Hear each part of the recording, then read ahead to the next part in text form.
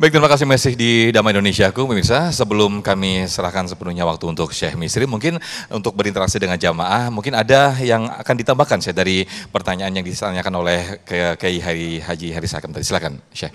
Bismillah, alhamdulillah, salatu wassalamu ala rasulillah wa alihi wa sahbihi wa man wala. Para jamaah dan pemirsa TV One dimanapun Anda berada. Orang yang muntah-muntah pada saat diruqyah, betul bisa tadi bukan kemasukan jin, tapi kemasukan angin. Ya, itu bukan bercanda, itu bisa terjadi kenyataan. Ya, pada saat itu mual dan lainnya. Yang kedua, bisa terjadi itu karena kemasukan jin atau ada sihir yang masuk ke dalam tubuhnya. Sihir itu dalam bentuk apa? Biasanya kalau mual atau di area perut itu sakit, berarti sihir itu dimakan dan diminum. Saya ulangi lagi. Sihir itu ada yang dilangkahi, ada yang diminum dan dimakan. Kalau kita minum dan makan sihir itu, kemudian dimasukkan dalam minuman, makanan, masuk ke dalam tubuh kita, itu area perut itu selalu tidak nyaman. Sudah berobat ke dokter berulang kali dan tidak ditemukan penyakitnya apa. Dan dokter tidak bisa terdeteksi itu apa. Maka itu bisa terjadi dia betul-betul terkena, ya, terkena daripada sihir tersebut. Artinya sihir itu dimasukkan dalam bentuk makan atau mie. Halo? Itu yang pertama. Yang kedua, kalau sakitnya di bagian kaki, bisa terjadi bahwa sihir itu dilangkahi. Di apa? Artinya disiram di depan rumah, atau di depan kantor, atau di depan ruangan, atau dimanapun, itu kemudian kita melangkahinya. Seperti yang baru melangkahi kita tadi. Bisa terjadi beliau juga melangkahi gitu loh ya. Astagfirullah. Jadi bisa itu, maka ketika diruqyah, ketika dia mual, bisa jadi di antara ciri-cirinya adalah sihir itu sudah masuk ke dalam bentuk makan atau minum. Atau bisa yang lain. Jangan gara-gara satu tanda berarti meyakini bahwa orang itu kerasukan. Seperti sakit kepala. Dia sudah berobat berulang kali, kemudian dia nyatakan bahwa dia ada gangguan. Tidak. Jangan menjadikan salah satu tanda atau sering mimpi buruk, beranggapan demikian ada gangguan. Tidak. Harus kita meruqyah terlebih dahulu agar kita bisa mendeteksi ini apakah betul ada gangguan atau tidak. Dan ruqyahnya itu dilakukan secara langsung, bukan secara Zoom atau video call dan lain. Kenapa? Itu karena dilakukan secara online gitu, itu berbahaya bisa terjadi. Tidak bisa terkontrol orang tersebut, ya. Baik. Maka hal demikian bisa terjadi. Wallahu a'lam. Baik. Mungkin saatnya sekarang saya saya langsung berinteraksi dengan jamaah. Saya yang turun bertanya kalau ada yang mau. Masya Allah. Ada yang bereaksi? Silakan. Ada yang mau bertanya? Oh, silakan benar. Saya berdiri. Oh, silakan, fadhal. Assalamualaikum warahmatullahi wabarakatuh. Waalaikumsalam warahmatullahi wabarakatuh. Terima kasih Ustadz atas kesempatan yang diberikan. Nama saya Herawati. Yang ingin saya tanyakan, apa pendapatnya Ustadz tentang perkawinan antara Sebentar, jangan nanya pendapat saya, tapi pendapat Islam. Iya. Ya, bagaimana pandangan Islam? Ya. Kalau benarnya pendapat saya, berarti saya nggak jawab menurut Islam. Oh iya. Menurut pendapat. Maka kalau nanya sama siapapun, Ustadz, Kiai, Habib, siapapun, Syekh, siapapun, nanya bagaimana pandangan Islam, bagaimana pendapat Islam. Karena kita nggak punya pendapat, kita cuma menukil dari apa yang disampaikan Allah dalam Al-Quran dan hadis Rasulullah. Jelas? Baik. Barakallah, silakan. Bagaimana pandangan Islam mengenai perkawinan antara manusia dengan bangsa jin? Nah itu sering dilihat di YouTube juga. Terima kasih. Assalamualaikum warahmatullahi wabarakatuh. Itu pertanyaan yang mungkin kadang-kadang kita sering saksikan di YouTube ya. Perkawinan antara manusia dengan jin bisa terjadi tidak? Bisa. Jelas? Bisa terjadi tidak? Bisa. Tidak diingkari. Tapi yang kita cari adalah pasangan hidup yang terlihat apa yang tidak terlihat. Kan kita cari apa? Sakinah, mawaddah.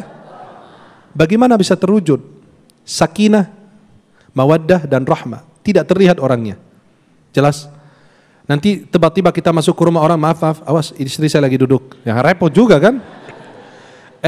Pak minuman mana? Tiba-tiba minuman terbang datang di depan kita kan? Nah itu kan sesuatu yang akan menimbulkan banyak fitnah.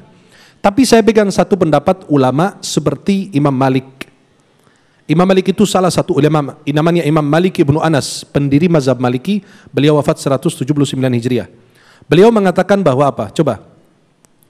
perkawinan antara manusia dan jin saya tidak suka. Kenapa? Bisa terjadi seorang perempuan berzina, lalu dia hamil, kemudian kalau ditanya, kamu kok nggak punya suami, kok bisa hamil, kamu berzina ya? Tidak, saya nikah sama jin. Itu dibalik itu terjadi kerusakan tidak?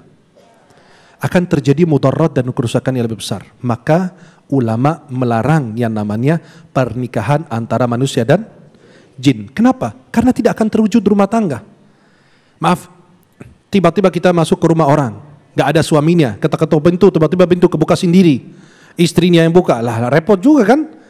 Ibu-ibu bagaimana? Kalau masuk ke rumah orang, ya, saya punya istri contoh gitu dari bangsa jin, tiba-tiba ibu ketok pintu, assalamualaikum, tiba-tiba dengar suara nggak lihat rupa, repot, pingsan di tempat, ya. Jadi itulah persoalannya. Maka ulama melarang hal demikian. Kenapa? Karena itu bisa menimbulkan banyak fitnah. Wanita berzina, hamil, kemudian dia mengatakan, ya, bahwa saya menikah dengan bangsa jin, dan itu sangat membawa mudarat dan bahaya besar untuk kita semua. Ya, wallahu taala a'la wa a'lam bissawab. Baik, mungkin ada juga dari jamaah bapak-bapak yang ingin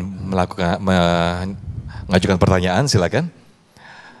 Baik, mungkin lebih ditambahkan lagi ya Syekh tentang bagaimana cara mengatasi ketika seseorang itu kemasukan atau kerasukan bangsa jin. Fadal Syekh.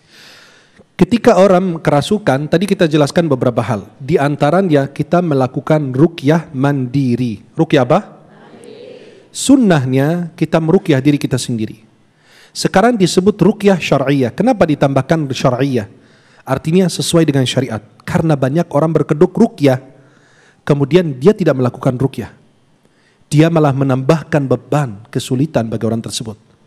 Maka daripada kita terjerumus dalam hal yang kita tidak tahu apakah itu benar-benar ruqyah atau tidak, yang kita lakukan adalah ruqyah mandiri.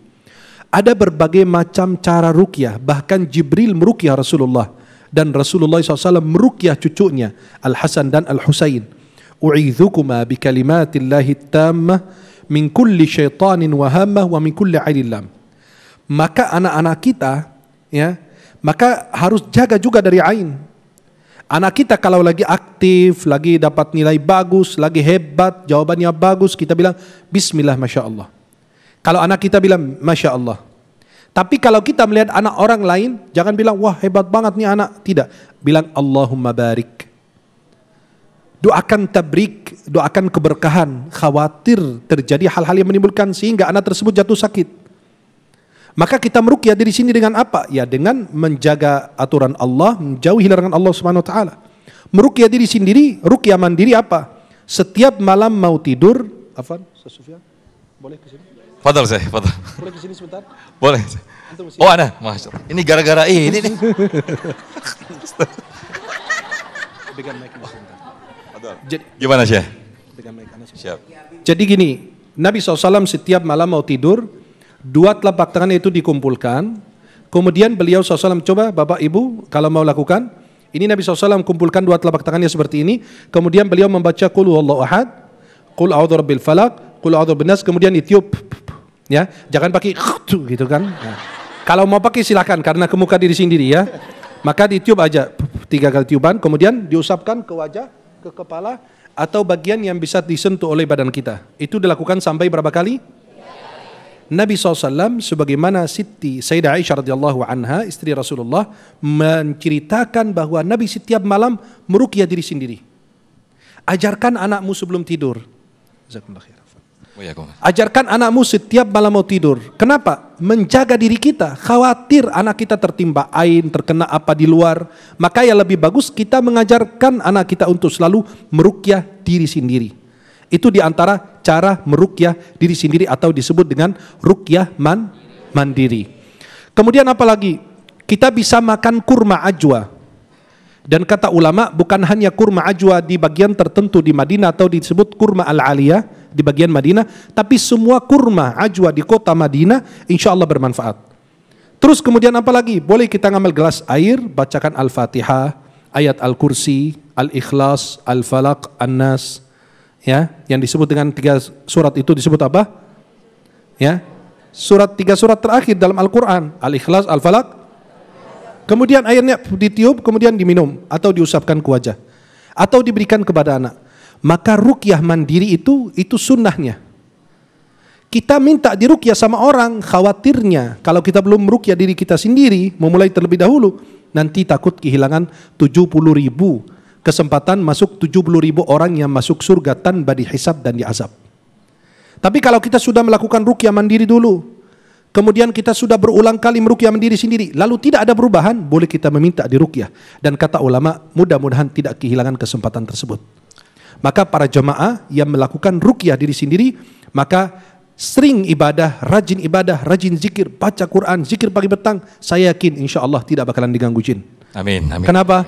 Karena insya Allah selama kita bersama Allah, itu Allah akan menjaga kita. Saya ceritakan, cerita terakhir adalah kalau melewati rumah orang, terus orang tersebut punya anjing yang dilepas di depan rumah atau diikat, kita khawatir lewat, betul? Karena takut digigit atau dikejar. Maka gimana caranya? Kalau kita lempar, dia makin galak. Yang kita lakukan apa? Lari, sama aja. Manggil yang punya rumah. Pak, saya mau lewat, boleh nggak tahan anjingnya? Nanti yang punya rumah ditahan, anjing kita bisa lewat. Itulah rumah itu adalah dunia, pemilik dunia ini adalah Allah, anjing itu adalah syaitan. Kalau kita perlu sesuatu, kita kembali kepada Allah. Dan Allah akan menjaga anjing atau syaitan tersebut dari mudah-mudahan bermanfaat. Wallahu ta'ala a'la wa a'lam bissawab. Masya Allah, terima kasih, jazakumullah ahsanul jaza Syekhuna Syekh Ahmad Al-Misri dan juga guru-guru kita tadi, Kiai Haji Harisakam dan juga Ustaz Tile. Mudah-mudahan bisa memperkuat akidah kita, khususnya tema kita di siang hari ini. Tetaplah bersama kami di Damai Indonesiaku. Sesaat lagi kami kembali.